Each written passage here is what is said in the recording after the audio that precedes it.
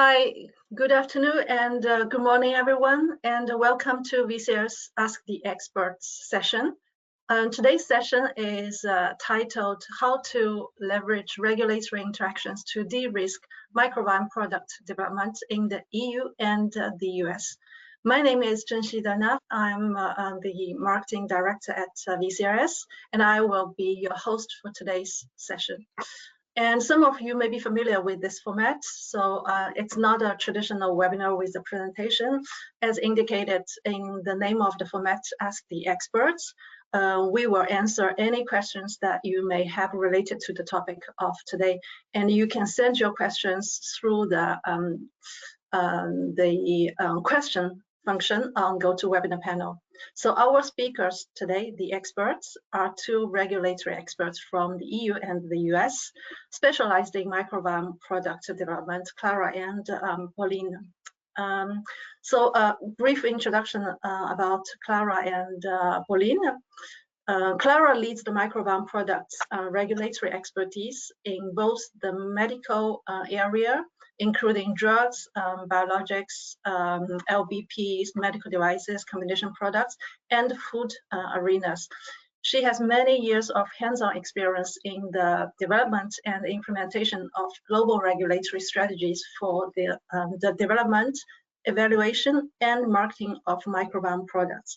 And she's also an active speaker within the microbiome community. Some of you may know Clara already. Pauline, her expertise lies in the design and the implementation of global regulatory strategies for the development of innovative drugs, in particular in cell and gene therapies and microbiome products. She has a really strong scientific background and hands-on experience with the FDA interactions in early development and throughout clinical stage until registration. She also provides mentorship to startups. So thank you for joining today's session. We know that among the audience who joined us today, they are both experts and beginners.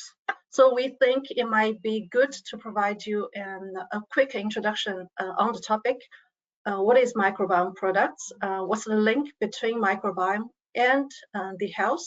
Before we get into the questions, and it also allows you time to think about what kind of question you want to ask. Please don't be shy and put your questions in our question bar. So Clara, I hand over to you to give the quick introduction. Sure. Thank you, Zhenxi. Good afternoon or good morning, everyone. Happy to see you all here today for this discussion on microbiome products. As Zhenxi just said, just to have everyone on the same page for launching this discussion, just a brief introduction on what is microbiome and how it can be used in health applications. So starting from the basis, just to understand that when we talk about microbiome, a lot of you may be thinking about bacteria, but it's actually designating a broader ecosystem of microorganisms, which may also encompass fungi or yeast, for example. And those ecosystems are present in and on our bodies on multiple parts. Obviously, we have the gastrointestinal tract, but also on our skin, in our mouth, in our genitals, in our lungs, really basically almost everywhere in our body. And the more we have gained knowledge about microbiome over the past years, the more we realize how microbiome interacts with our body and how those ecosystems are impacted by the functioning of organisms, but also how they impact the functioning of our system and how it can be related to our health. It's a topic that has gained a lot of interest over the past years due to a number of reasons. Obviously, there is a huge potential in terms of applications because, as we said, microbiome is everywhere, and you can approach it in terms of prevention, treatment of diseases, in terms of diagnostics as well. Due to the new angle that we approach with microbiome, it may also provide some strong potential to tackle issues that are not satisfactorily addressed so far. And of course, microbiome also presents a lot of potential in terms of personalized medicine and personalized nutrition. So for all of those reasons, we have seen more and more products coming on into the market or to patients for development. Maybe to highlight first for everyone, I would say the main types of products we may expect to find in this field, and we will also continue the conversation on that in the Q&A. Maybe the first aspect that is the most well-known one is relying on microbiome itself and its byproducts as the therapeutic itself, meaning using, let's say, given bacteria and LBP as a drug for the patient or as a co-therapy. We have seen that being developed a lot in oncology, and a few days ago in a conference, some additional results related to the use of FMT for patients under cancer treatments were also presented, so that has a lot of interest. Another angle that can be mentioned related to microbiome is also to consider microbiome as a target, meaning restoring the human health using the microbiome as a means to achieve it by restoring a healthy microbiome which is in dysbiosis.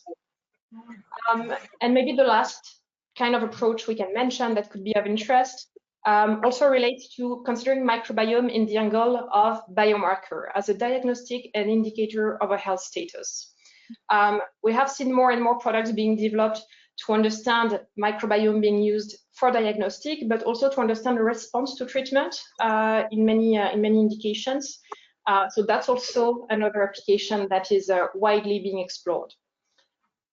Before we jump into the Q&A, I just want to mention that obviously everything that we have just introduced represents very different shapes and forms of microbiome and application. So as we can see on the slide, and rather on the right part of the slide, it actually means that in terms of application and types of products, it can be declined under different statuses that may be of interest when we're exploring this field.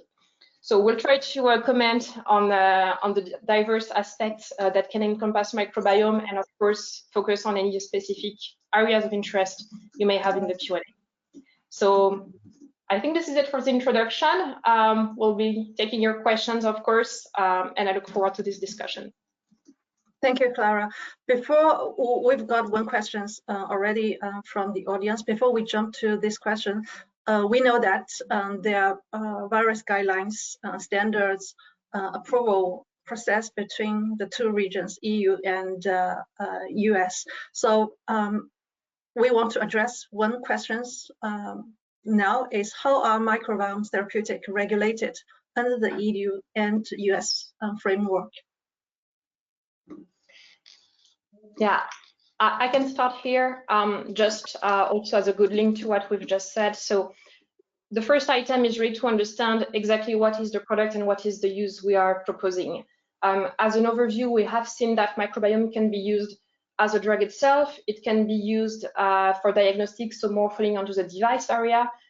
It may be added in the food sector as well to maintain healthy status. So first off, we need to understand what kind of product we're talking about when we talk about microbiome.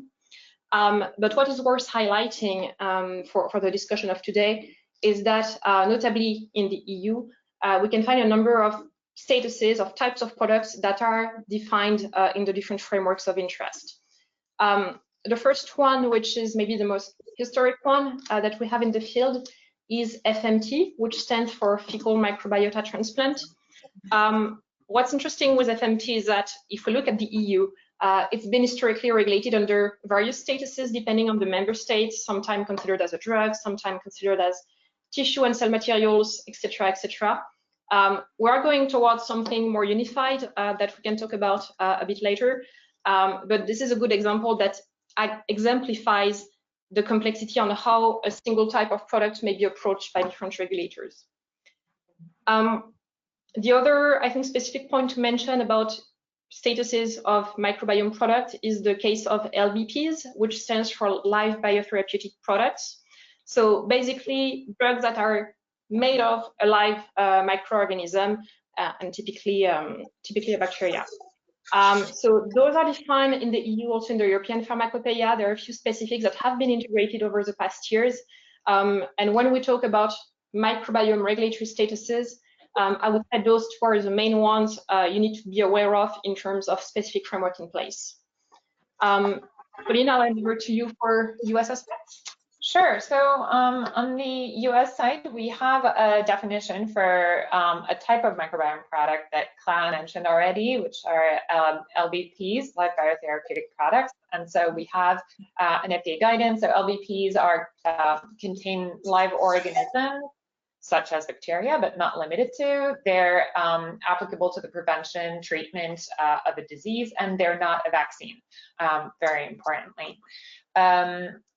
We also have a guidance document for microbial vectors for gene therapy. So we have a little bit of a regulatory framework that was set, but it's just the start, and definitely there's a lot more innovation that's not covered under those guidance documents. So what to do then? Well, the microbiome products are regulated under the Food and Drug Administration. So if you're dealing with something that would be more like a prebiotic, let's say a product that feeds a certain type of bacterium in order to enhance its colonization in the gut, for example. So anything that would be a small molecule that would be regulated under the Center for Drug Evaluation and Research. If you're dealing with something that's a biologic, something that's live, such as an LBP, that would be under CBER, the Center for Biologics Evaluation and Research. So that's most of your microbiome products. And these would be mostly regulated by the Office of Vaccines and Related Research, because although they're not vaccines, that was kind of the closest item in terms of regulation. However, OVRR, the Office of Vaccines and Related Research, does not handle all microbiome types of products. So for example, if you have an indication which is in oncology, typically the oncology clinical reviewers are in the division, in the Office of Therapeutic Products. So you may be regulated under the Office of Therapeutic Products. And similarly, if it's a gene therapy, like we mentioned, the guidance on bacterial or microbial vectors for gene therapy. So let's say that you're using a bacteria and modifying its genome to produce a specific protein or enzyme that's deficient to treat the disease, then that would also be regulated by OTP because it is closer to a gene therapy. So there is, a little bit of leeway depending on the type of microbiome-based product. I also don't want to forget that we have companion diagnostics, to try to understand what's the difference between a responder and a non-responder in terms of microbiome, as Clara was mentioning, in terms of use in oncology, for example, and that would be, the device side would be regulated under CDRH, the Center for Device and Radiological Health. So I think that there are different FDA centers that regulate those products, and that really also testifies to the variety of the different microbiome products that we can find. Thank you, Pauline. Clara, anything to add before we go to the first questions asked by the audience? I think we can continue. Okay. So you mentioned that FMT. So the first question we got is related to FMT. 3DV, I'm not sure I pronounced correctly the name. Apologize if I didn't pronounce correctly. Is FMT approved in the US and EU? It would be good to know a little bit more about it. Yeah, we can. Maybe starting with the EU side. So when we talk about FMT, we had briefly mentioned that just before. So historically, FMT in the EU was handled under different statuses depending on which agency you talk to, meaning that sometimes, especially in investigational status, when you use that part of a trial, you might be required to pursue a clinical trial authorization with the national authorities when the product is considered as a drug. But in other statuses, it may be handled more under hospital practice, under exemption statuses. In the EU, we are moving towards a more harmonized framework with the SOHO regulation, which will impact the substances of human origin, which fecal transplant can be part of. And maybe the main point to be kept in mind and to link with the US is that while there has been a number of products approved and marketed related on FMT, those have not yet been authorized in the EU. Some have been approved in the US, and maybe Pauline, you want to? Yeah, sure. So actually, there were 2 landmark approvals in the US that were really good news for the field. The first one came in November 2022, and it was Rebiota from Ferring Pharmaceuticals. So it's a fecal microbiota transplant, and it's for recurrent C. difficile infections, for the treatment of recurrent C. diff infections. And then the second one that was approved quite shortly after is SER 109, which is also an FMT. The first one is an enema, and the second one is an oral delivery. So different delivery, but same principle of fecal microbiota transplant for the treatment of recurrent C. diff infections. Okay, thank you. Another question is, there are many challenges in the product development needs to overcome to reach the clinical stage. So one of them is really the interactions with the regulators. So how to do it, when to do it, especially I'm looking to enter both EU and US. I think that's a very classical question. Yeah, we hear that a lot, and that's an important issue to understand and to define a regulatory strategy, a regulatory planning. Again, starting on the EU, maybe, I want to mention that overall, and actually also for the US, there exists a number of opportunities to interact with regulators, depending on your stage of development, depending also on what is your product, and it can start quite early on, but going all through the whole life cycle of the product, even post-approval, potentially. If we take a few examples, so in the EU, we have different levels of interactions that are available. We can interact with national competent authorities, so like the NSM in France, and we can interact with EMA, so on the EU-wide level. And basically, with those agencies, we may consider approaching them first part of innovation meetings, like with the ITF, with EMA. So in the case where we fit into a context that is very new and an approach that is not too commonly established, which microbiome typically fits under. And later on in development, including early before your first clinical trial or during your clinical development, you can also interact with regulators through scientific advice. Those scientific advice, they can be very technical, either focused on specific areas like CMC, or they can be more transversal, touching also on non-clinical and clinical, for example. So you have those different forums that are basically available to have a discussion with regulators and to establish a dialogue with them. There are a few parameters to take into account in the way that you will decide what is the best forum to go to. First off is basically, what are you trying to achieve? What are the questions you need to address? Do you need a specific expertise to be part of the meeting? Do you need a feedback that will be indicative or something more binding to guide you through your development? Another aspect to consider is, of course, your stage of development in order to phase the potential interactions, for example, starting early on with innovation meetings and continuing later on with a more scientific advice. Other parameters that may be taken into account is, of course, the location of your development activities. If you intend to conduct your study, let's say in the UK, it can, of course, be particularly interesting to go talk to the MHRA that will be involved later on in your development. And of course, other parameters that may enter into account is, well, typically the cost of a consultation, which sometimes can be a bit expensive, and also the timelines that agencies offer to have those consultations, depending on your time constraints as well. To give you an example, we had this year 2 consultations for one client in parallel on the national level for scientific advice. And it was a way also to understand on how to prioritize and how to define the countries where the trial was to be submitting later on, based on the feedback and also on the, I would say, appreciation of the agencies for the microbiome products in question.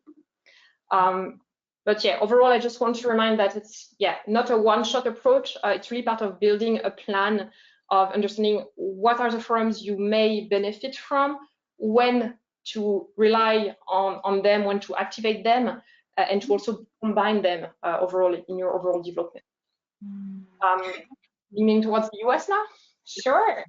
So, I mean, there are many challenges to the development of microbiome-based products, but there is also, I think, an opportunity, which is that we don't have very many guidelines. And so there's an opportunity to be really creative with your development and try to find the guidelines that fit the best depending on the specifics of your product, and an opportunity to go and discuss your development with the FDA specifically. So I think that's really a great opportunity, and one that should be leveraged. So there are several occasions to meet with the FDA and discuss your development program.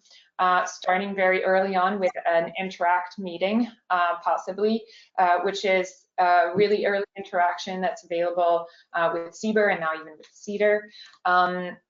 And through an interact meeting, you're able to discuss critical issues for a microbiome-based product.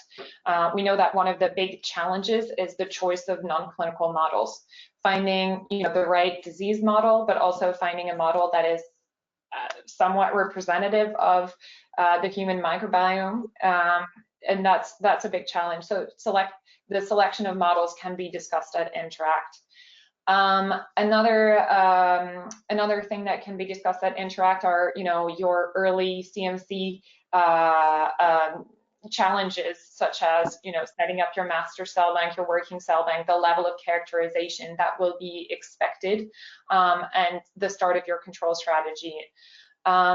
So a really good opportunity to start discussing early with the FDA, which of course this engagement lasts through time, and you will have more opportunities to discuss at pre-IND if whether a tox study is needed. That's also another opportunity in some cases. You don't necessarily need a full GLP tox program if you're developing a well-established, well-known LVP. So again, through the pre-IND meeting, you'll have a chance to discuss your non-clinical, more advanced, let's say, program, and in particular, your clinical plans, and as well the more specific CMC issues, such as your specifications, manufacturing process, etc. And then you have the opportunity to continue the discussions with FDA. If you're working on a severely debilitating disease, then you have the opportunity to apply for a fast track program, which speeds up a little bit the pace of or the speed at which meetings are granted. It includes more engagement from FDA leadership into your program. You get similar benefits with a breakthrough designation as well. So those are really good programs. One thing that I do want to emphasize is that FDA are now putting more emphasis on platforms, and we have several partners that are developing not just one microbiome-based product, but really a platform that can be applicable. An example would be if you have like a phage that's able to target bacteria in the tumoral microenvironment and deliver a payload, then you could build a platform maybe around that and just change the payload every time.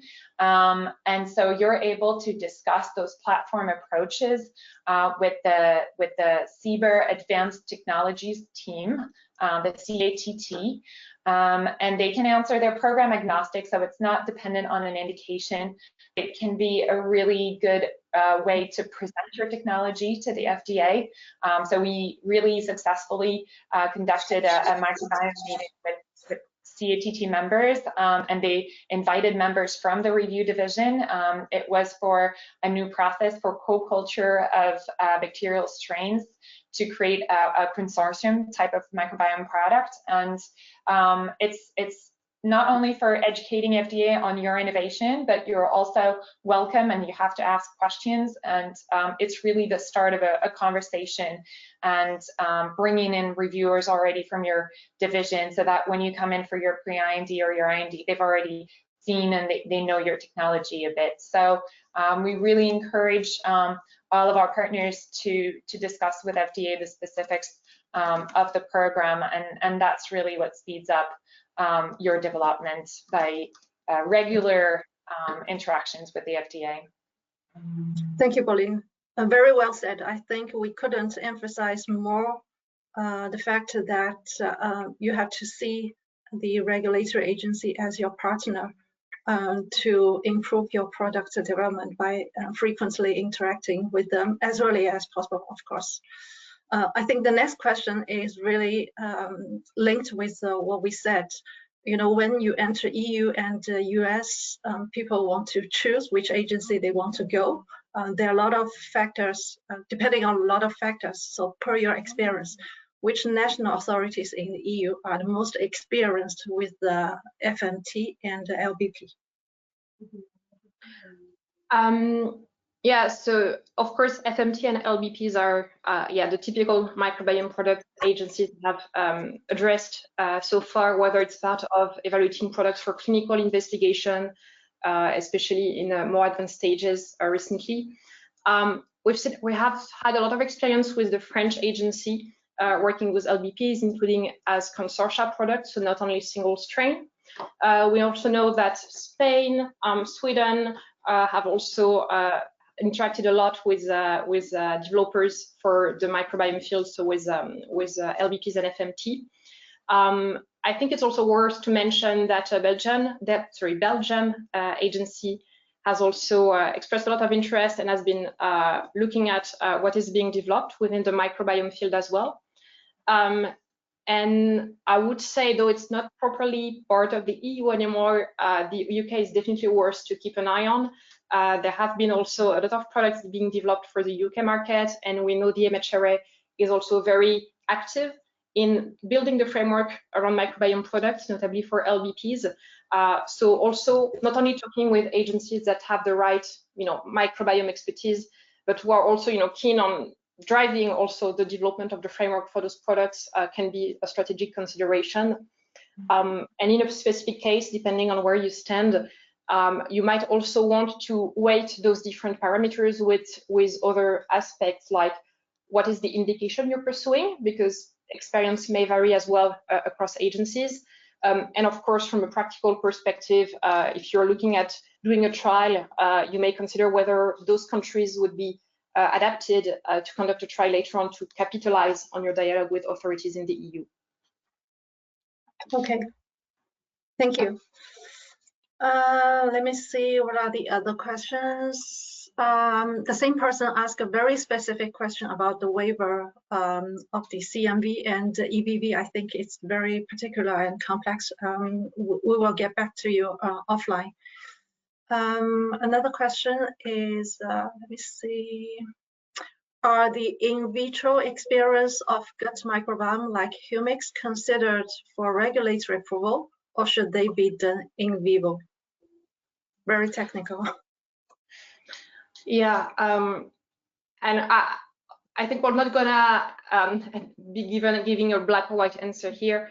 The point is, you will be able to rely, of course, on in vitro models part of your development. This is totally acceptable, and this is actually a strong part that is informative of your safety assessment with your product.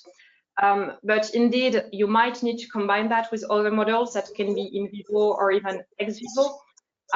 One of the key aspects to consider, especially when we're working with microbiome, is to understand with those specific models what might be the specific limitations you might need to take into account, and how may you pick the right model for that, or maybe combine different models to establish a strong safety rationale before translation to human.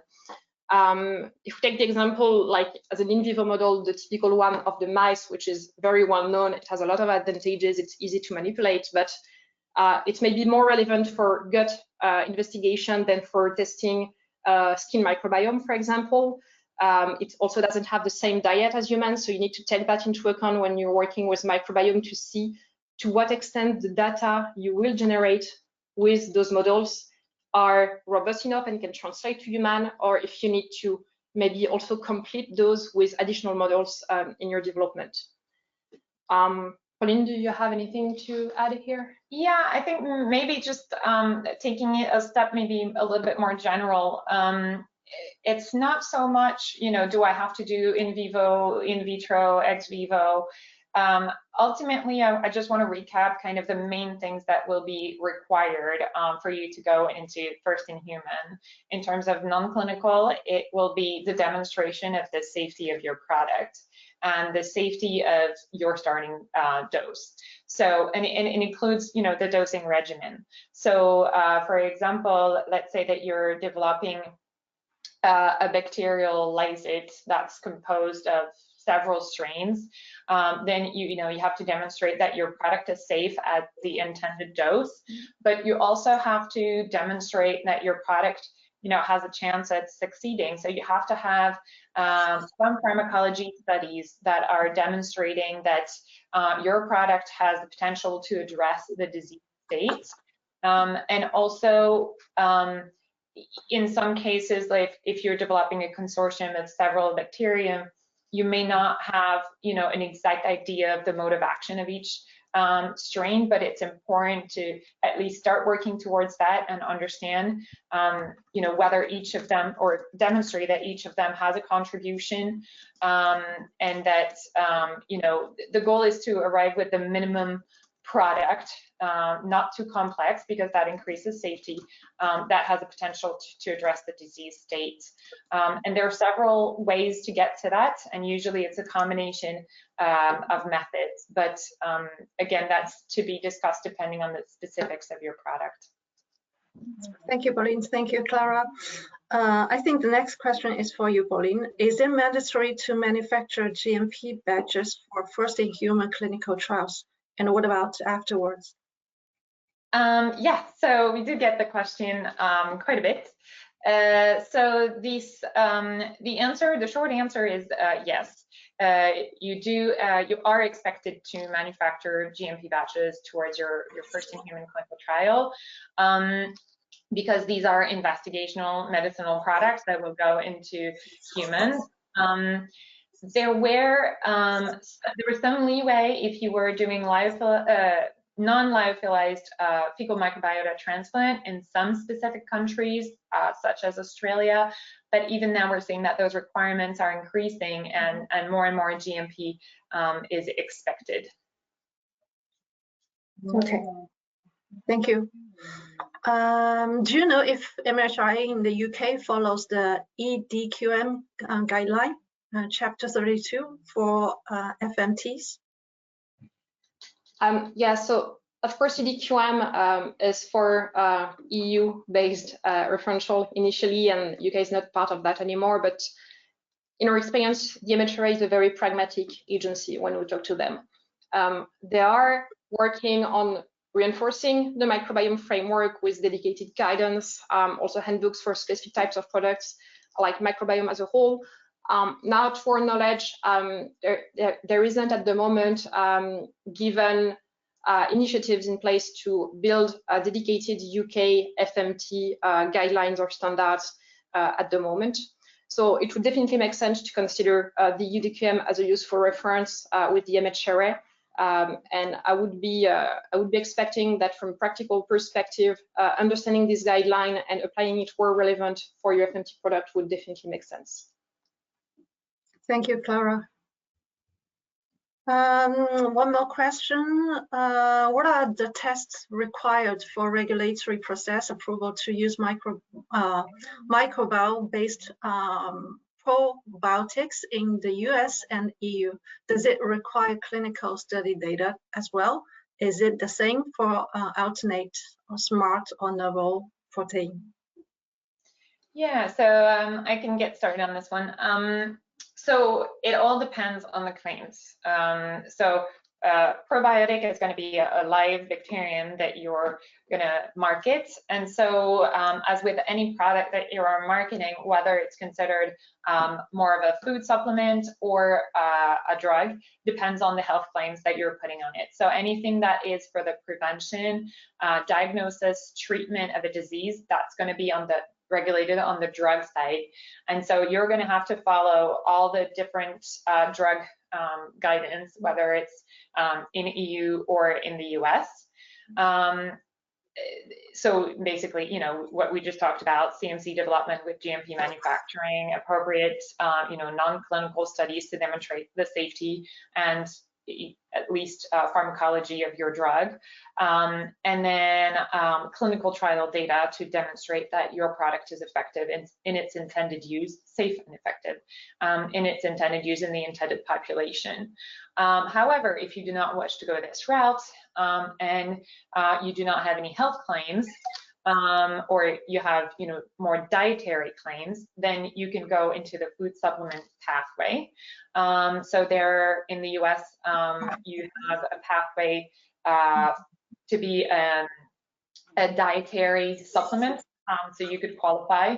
It depends on, you know, whether it's already generally recognized as safe. There's definitely bacteria out there that are generally recognized as safe and that you could introduce in foods already. But if you want to market a new dietary supplement, you do have to follow a pre-market notification. And so you have to qualify as a new dietary ingredient and then go through the notification process.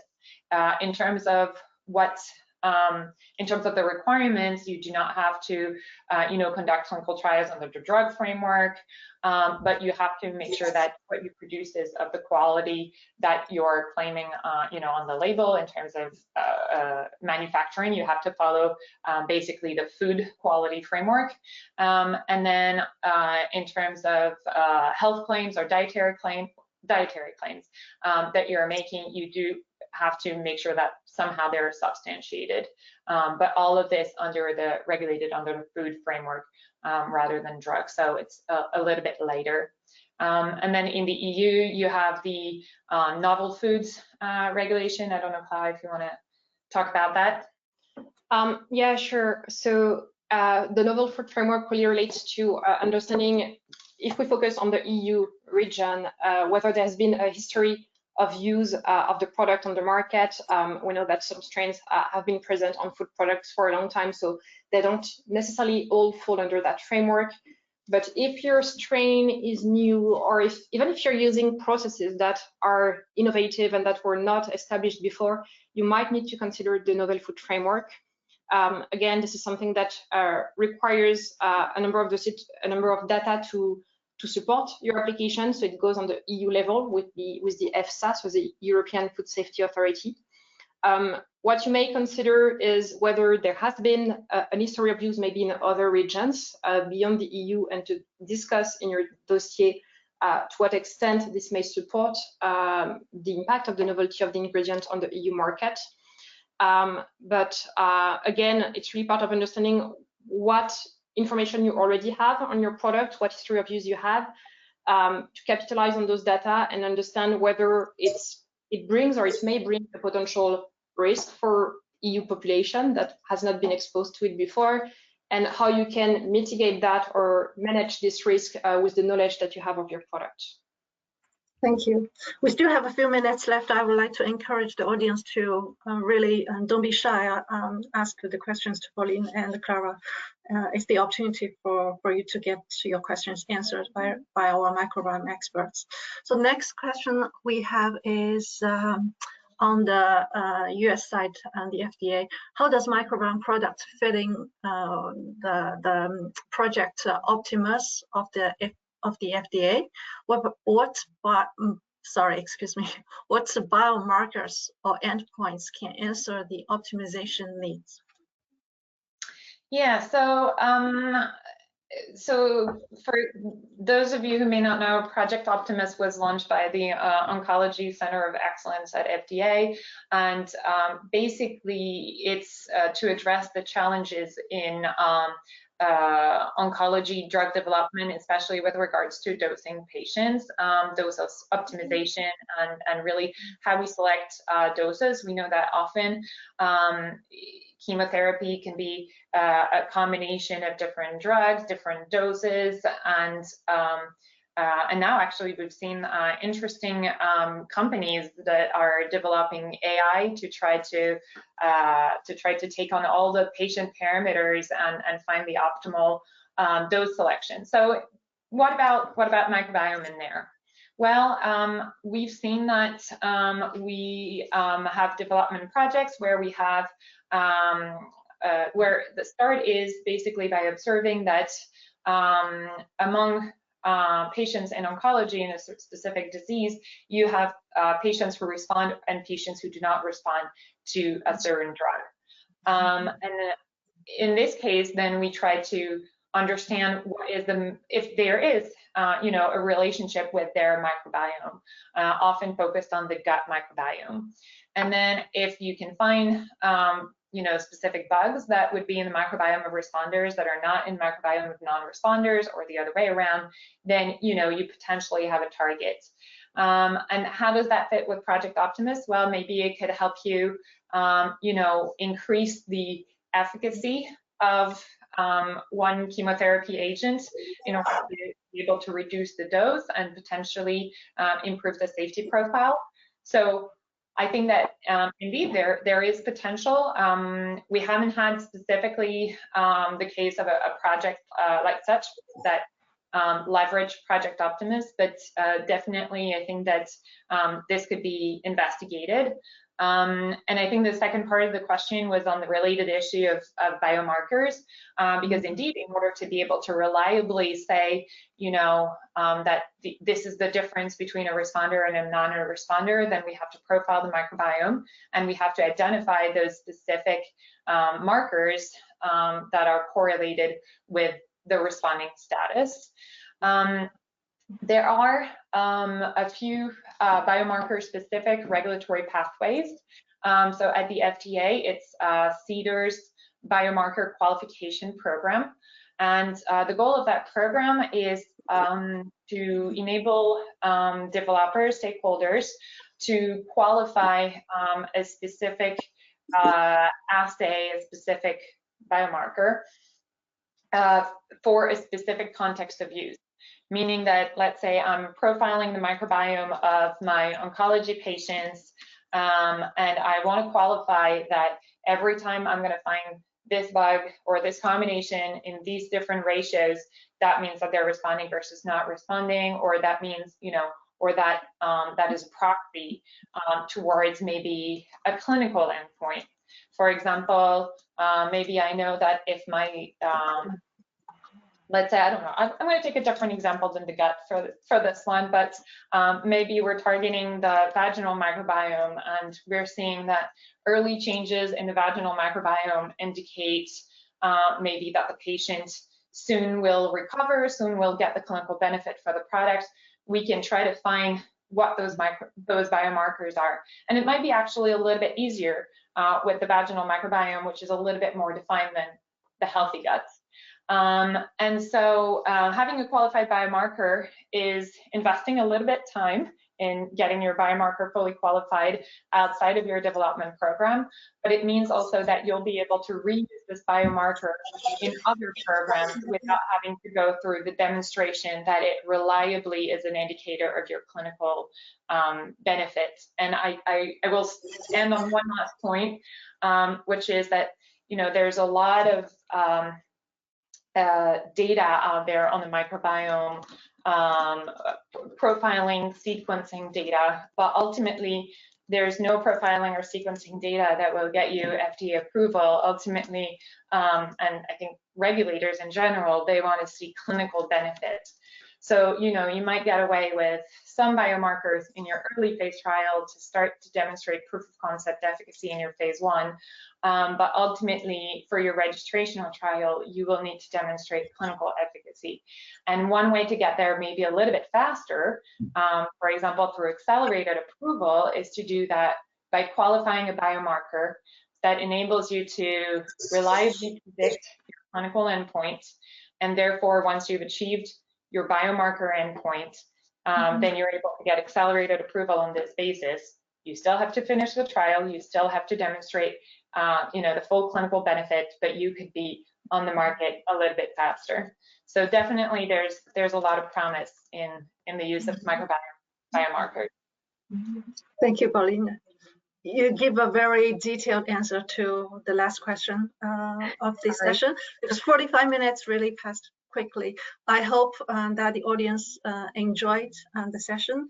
Paulina and Clara got your most burning questions answered. And thank you everyone who joined the session interacting with us.